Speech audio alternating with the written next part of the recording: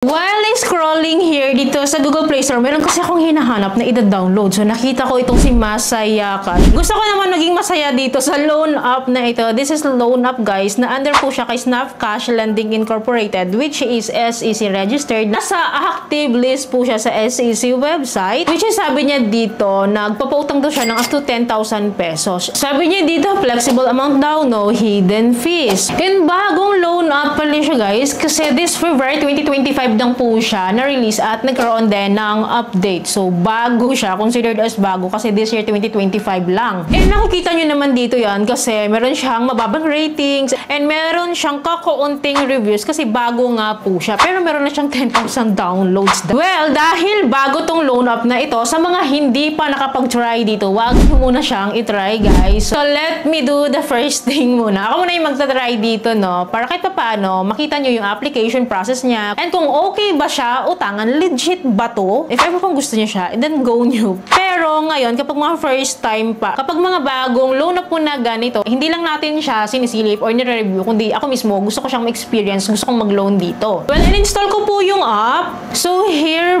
po, we need to permit this mga settings na naman po, no, na kailangan sa phone natin. Kasi pag hindi po natin yan ginawa, hindi po tayo makakapag-proceed. So, agree lang po natin yan.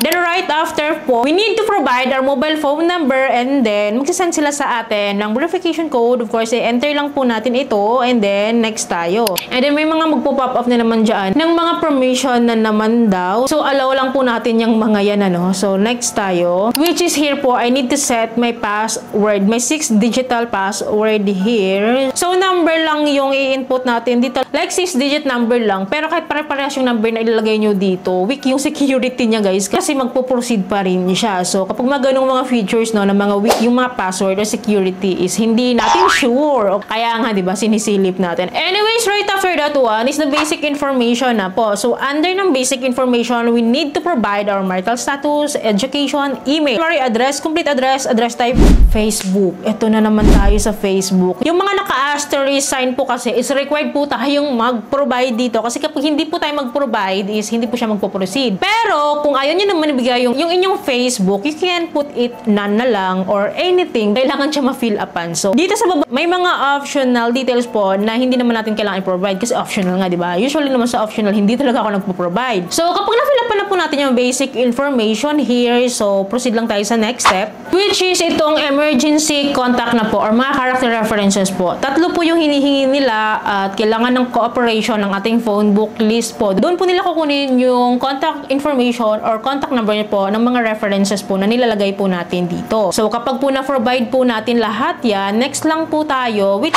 is the work information po. Under ng work information, nakakailangan sila sa atin ng ating occupation, monthly income, pay cycle, and then company name or company details. Pero optional naman po yun. So, no need kapag optional, no? So, anyways, ito nga pala, under ng occupation, ito lang pong apat yung pagpipilian po. Financial services, PO, professionals. Ano to?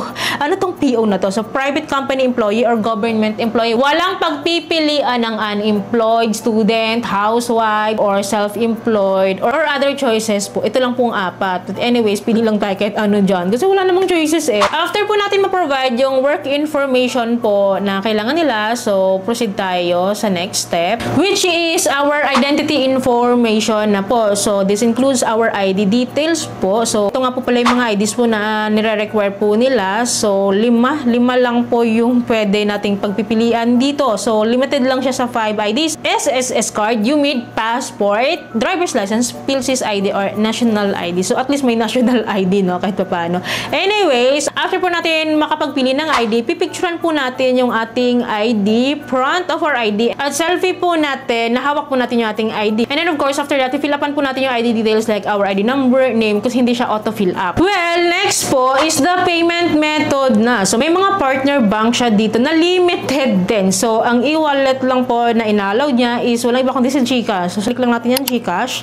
And then, we need to input the account number. And then after that is our facial recognition. And then, nakalagay dito, reviews information. So, wait lang daw tayo ng at least 30 seconds. So, right after that seconds na sinasabi niya, so, makikita din po natin dito yung ating loan offer and legit nga, 10,000 pesos daw yung kanyang offer sa akin. Yun yung pinoproject niya, di ba? Yung maximum credit limit na pwede nilang ipautang sa atin. And look at the breakdown, guys. Tingnan natin kung magugustuhan natin siya. Nakalagay dito na may marireceive daw tayong 9,550. Not bad, guys, no? Kasi 10,000 naman yung credit limit natin or yung ating loan offer dito. Not bad na yung 9,550. May service fee po siyang hinihingi na 450. So, lumalabas po yung service fee niya lang is 4.5% of the whole loan amount. And sabi ko nga sa inyo, not bad na yun. Mukhang legit siya and mukhang promising din siya. Kahit pa paano, makakatulong siya. Pero guys, open natin yung repayment plan niya and tingnan natin kung okay siya sa atin. And ang repayment plan ko dito is mag-start daw ako magbayad ng May 11 followed by June 10 and then followed by July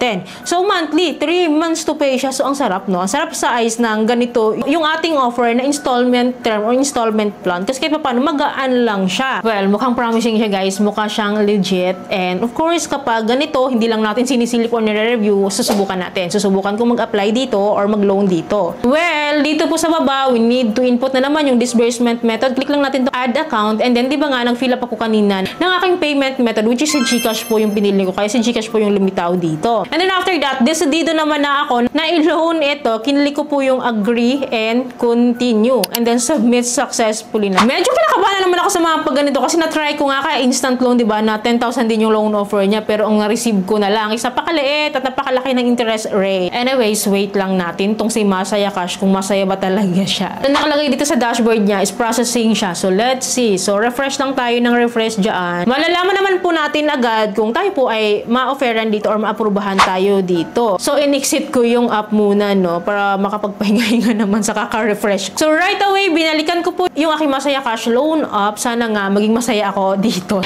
Anyways, failed disbursement siya. Ibig sabihin po, rejected po ako. So, I can try again daw by April 19. So, within 7 days, pwede akong mag-try ditong mag-apply. Titingnan natin kung sa second time na mag-apply tayo, maging masaya ba tayo? Kasi hindi ko siya pwedeng sabihin na hindi siya okay kasi nga kung titingnan natin yung kanyang loan breakdown is okay nga, mukhang promising. Pero guys, sino sa inyo nakatry dito kay Masaya Cash na na-approve dito? Kasi kung walang ma-approve dito, clearly nangungulang siya ng info sa atin. Pero kung meron sa atin na-approve dito at nakapangutang dito, paki-comment down below naman yung experiences mo. Kung legit ba talaga yung 10,000 na ito and kung legit ba talaga yung declaration nila ng loan summary dito. Para sa second time, ganahan naman ulit akong mag-apply dito kung legit siya or kung okay ba talaga siya utangan. Well, don't worry, i-update ko naman kayo, no, sa ganap ko dito kay Masaya Cash for the second time or another time na makapangutang tayo dito. Magbabasa din ako dyan sa comment section. Malay nyo merong na-approve sa inyo and para meron tayong basis sa susunod na i-discuss ko siya sa inyo. Okay, dapat po nakasubscribe kayo and click yung bell button para lahat pa ng videos ko is updated and notified po kayo. So, yun lamang po. Thank you for watching this video. Bye!